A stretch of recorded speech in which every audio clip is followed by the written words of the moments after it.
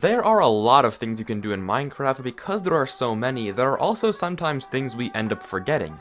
So to help you remember, or maybe to teach you something new, these are 28 Minecraft things you should start doing. Also, we're super duper close to 500,000 subscribers, so if you could subscribe, it'd help out a ton and mean a lot. Thank you very much, and I hope you enjoy.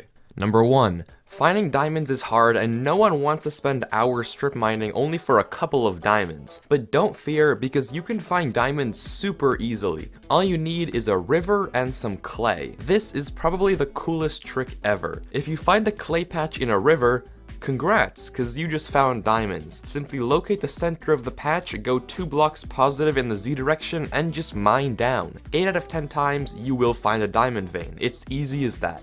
Number 2. If you've ever built a farm in Minecraft, you've probably built it something like this, with water in the center. But if you've ever wondered if you can spruce up your farm design a little, well, you can.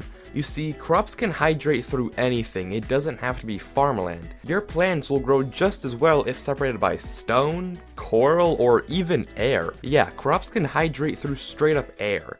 Pretty cool and useful if you ask me. Number 3. On the topic of mining, let's look at another cheap trick. You may or may not know that if you set up a piston above a composter and push yourself in, you can locate the nearby caves. But that's not the end of it.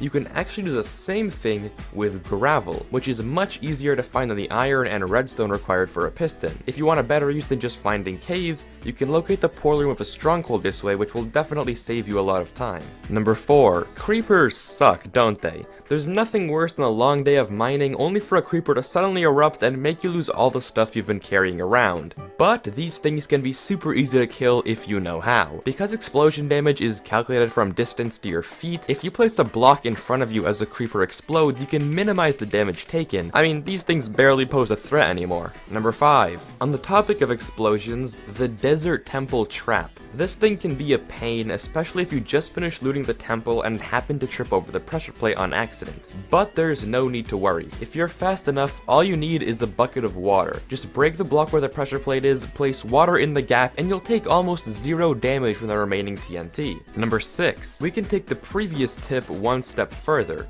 Assuming you didn't accidentally set off the trap, you can actually use it to your advantage. For example, if you're speedrunning and find a desert temple, you can actually loot it in seconds even with no items. Once you break your way down, break the block in the center and grab all the TNT. After that, just place 1 TNT in a corner of the chamber, light up the pressure plate, and hop back into the hole. Once you're in, you should be completely safe and enjoy as the TNT explodes all the chests around you, allowing you to loot all the treasure in seconds and take almost no damage in the process. Number 7. Buried treasure is even cooler than Desert Temple treasure, but it can sometimes be a pain to find. I mean, you think you're on the X, but you can't find the chest, and suddenly there's water everywhere, and it's just not fun at all. Well, it's actually super easy to find the chest. If you open up the F3 menu and locate the chunk section, look at the coordinates within the chunk. The chest always generates at 9,9. Using this, you can locate the chest hassle-free every single time and enjoy the treasure with no trouble. Number 8. Let's say you're in creative mode and build a piston door or any sort of structure and you misplace a block. Sure, you can build all the way around to reface it, but you don't have to at all. If you're on Java, just left and right click at the same time and boom, you can rotate any block just like that, hassle-free. Number 9. Moving villagers can suck. These guys always seem like they don't want to cooperate with you. And who wants a mending book when it will cost you 5 hours of time maneuvering them around?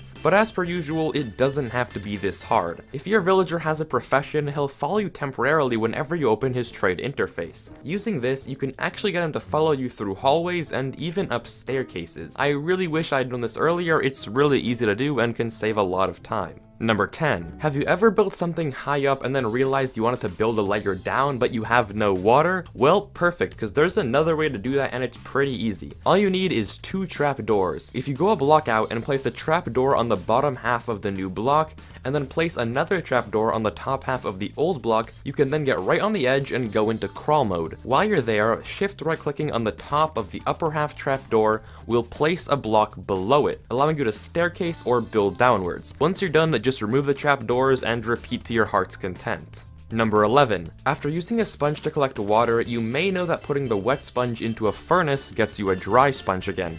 However, what you might not know is that once you have fuel in the furnace, you can then put an empty water bucket underneath and recollect the water. You can even do it all in one go if you have a lava bucket to spare, since it automatically empties when you use it. Just make sure you put that excess lava fuel to good use. Number 12. Lava is the most abundant resource in the Nether, and water is the complete opposite. Apart from placing it in a cauldron, there's no other way to get water in the Nether. Or is there? Using a glow lichen, if you place down lava and then a glow lichen on top of it, it will actually form water in the Nether. Sadly, this glitch only worked in several snapshots and was recently fixed, but hey, if you want to break Minecraft for your friends, this is a good way to do it.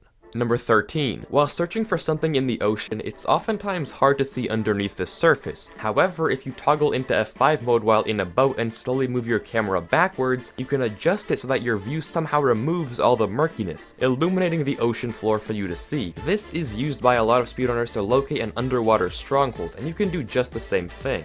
Number 14. The same thing works in lava, and not just water. Building in lava can suck, especially if you don't know what's around you, but if you set up a slab on the bottom half of a block over a lava lake and splash yourself with fire resistance, you can pop underneath and see the entire lava floor without any blur or distortion. This is great for mapping out nearby terrain and giving you a good idea of how much space you have for your fiery contraptions. Number 15. Minecarts are a fun way to travel but can end up being pretty expensive when you have to craft so many powered rails. And what's the point of building a roller coaster for your friends if it leaves you broke afterwards? Well, luckily it doesn't have to. If you place a pig with a saddle in a minecart, it becomes a superior form of transportation. You can control a pig with WASD and they can go as fast as powered rail minecarts, but on regular rails. Not to mention, it can climb up and down slopes with no problem. Plus, it doesn't even need the rails, that's just a bonus to go faster. Now your coasters can be exotic, custom, and most importantly, cheap. Number 16. We've all heard of secret painting entrances, and at this point, it's getting kind of old. I feel like whenever I see a painting, it's instinct to try to walk through it. But there's a few ways to stop potential intruders. You can set up trapdoors in certain ways behind the painting to make it harder to get through. If you set them up like this, you'll have to wedge yourself in the correct place, which is actually pretty difficult. If you set them up like this, the player will be forced to jump and crouch at the same time to get in. Or if you really want to give them trouble, make a hole in the bottom so they have to elytra glide through the painting. But that's assuming they don't just break the painting or go around. Number 17. If you're on the run and need a safe place to spend the night, then composters might just be your best friends. All you need is one of these bad boys and a trapdoor, and you've got yourself a temporary base. Just pop the trapdoor on the composter and close it in on top of yourself, and bam.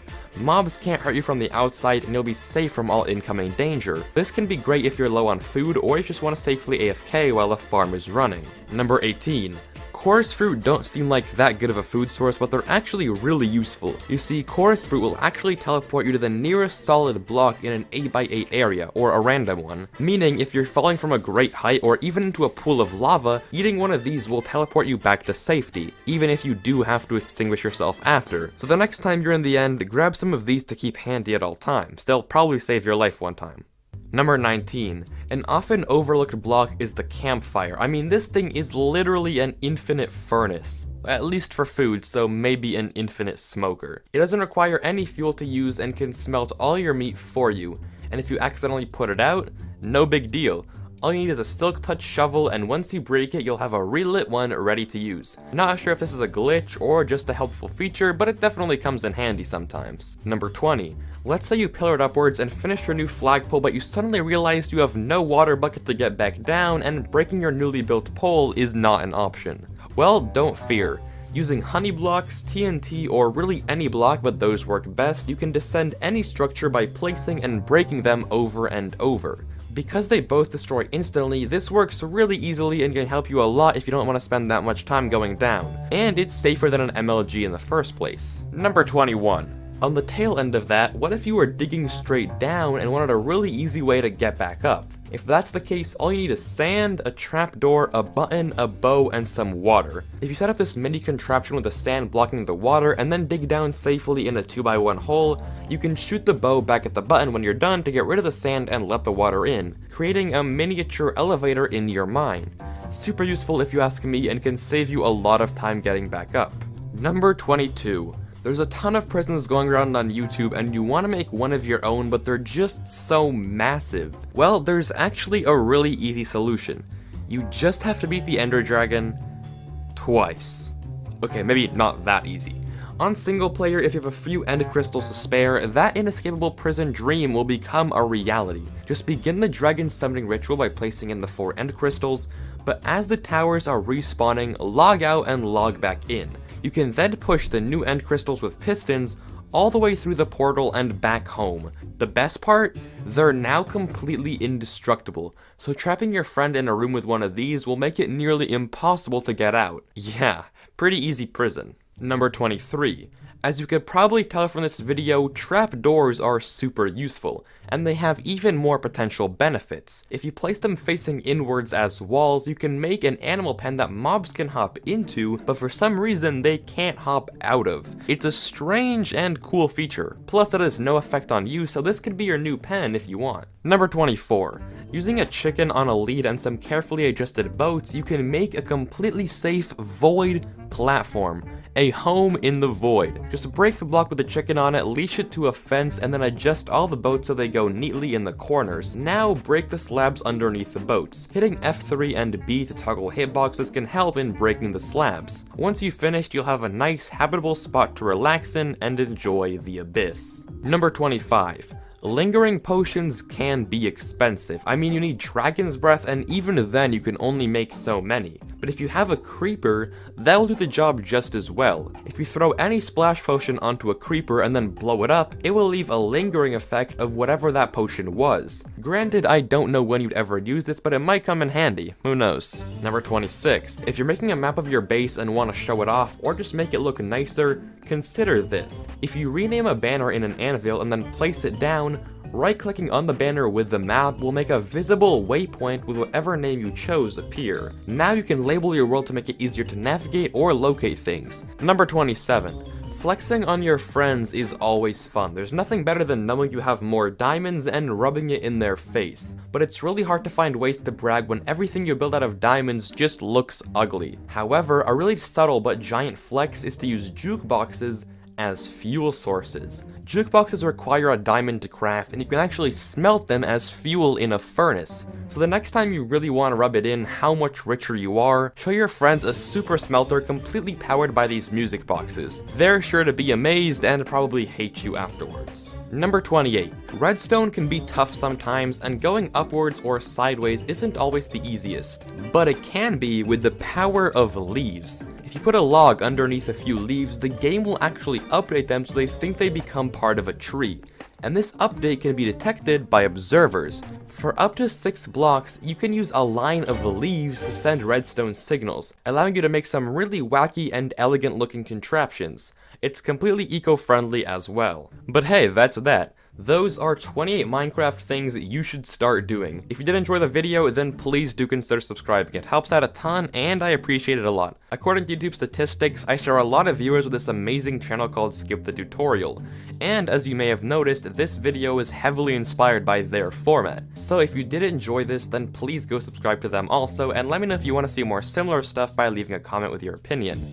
If this video does well and it turns out we do share a big audience, then I'll continue doing more, but not that many because I don't want to completely rip them off. But that's it.